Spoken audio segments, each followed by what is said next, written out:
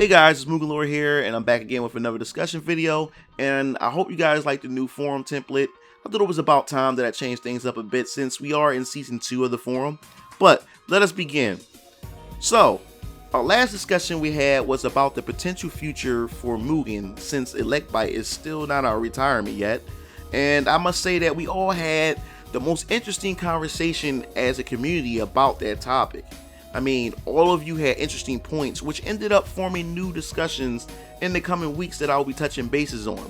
But a certain discussion had grabbed my interest the most, and that was when I was talking to Rei-Seiryuu and Shinra358 about some of the things that holds the community back instead of pushing the community forward, and that's the stupidity and toxic people found within the Mugen community. I've dealt with it before, and I know all of you had dealt with toxic people within the communities of whatever hobby of interest you guys partake in, and I think with Mugen it has more of a devastating impact on the community as a whole. That is because, think for a minute. The PC and console gaming community will always move forward regardless of how toxic the community becomes for that particular game or genre. I mean, game developers and publishers releases games every year, and no matter how much flack or drama arises within this community, the game in this community will still exist just as long as the company doesn't disappear or not support it. But then again, the community will pretty much move the game forward. Now, with Mugen on the other hand, it has a very small pool of well-established content creators that produces resources every so often. Then within that pool of creators, they often come and go, and some doesn't even return, and it's because of toxic people within the community. I remember when I first joined the community back in 2006, I watched Mugen creators leave either because people would leak their material or steal their material and hand out the material without permission, or instead of giving real sound advice and constructive criticism, they were literally ripped that creator apart. They would tear them a new hole. So as a result, most of the talent would leave the community and take their resources with them. I'm not saying that all creators are innocent, and I won't say names, but there are also creators out there with elite attitudes which are also toxic to the community.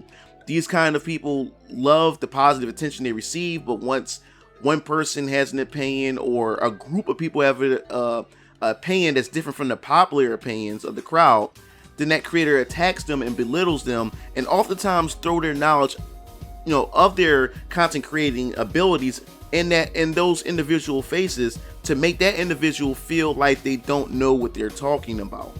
And that also stunts the growth of the community, because if that individual doesn't want to change anything about their creation, if there are especially more than one person pointing out the issues, then the results are either a poorly created resource or drama between the creator and the community itself.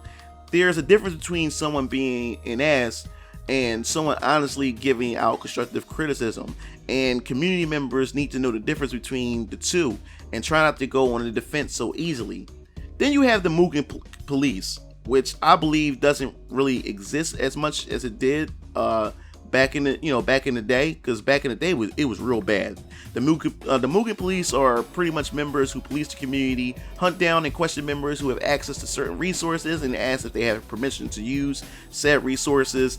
And if they didn't like your answer or your response, they would ban you from their forums and their communities. And I dealt with this before, and it was not fun. I was constantly harassed on my channel back in the day for uploading videos of matches that had certain characters that the Mugen Police said wasn't authorized or had the right to make a video of without their author's permission. Just like everyone else, I found these characters on the internet, and I didn't know there was such a rule to where I can't make videos with them in it. And this one forum literally flagged my video and reported my video as child pornography to YouTube, and YouTube was pretty much about to suspend my MugenLord channel a long time ago. But I will make a video going into deeper detail about it, so look forward to that.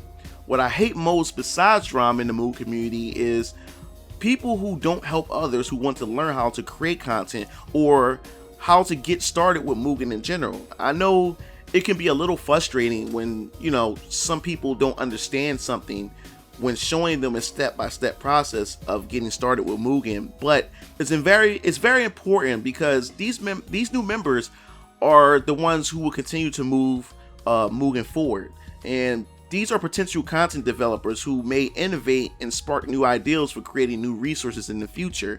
But if you don't help them or become a teacher to them, then they will either get discouraged or move on to something else. I watch elites make people who has little to no knowledge about Mugen feel stupid because they know nothing about any of the tools available at their disposal. We have to let this, well, I had to learn on my own when nobody else helped me, so you have to do the same mentality, because it stunts the growth of the community. We have to nurture these new or curious members so that the future of Mugen can progress onward to something much greater than what it is now. Well, that was pretty much, my thoughts on the matter. And now I want to hear what your experience on the topic is, on this topic concerning toxic people of the community. If you have another topic for me to discuss, then make sure to leave that in the comments as well. This is MugenLord signing off.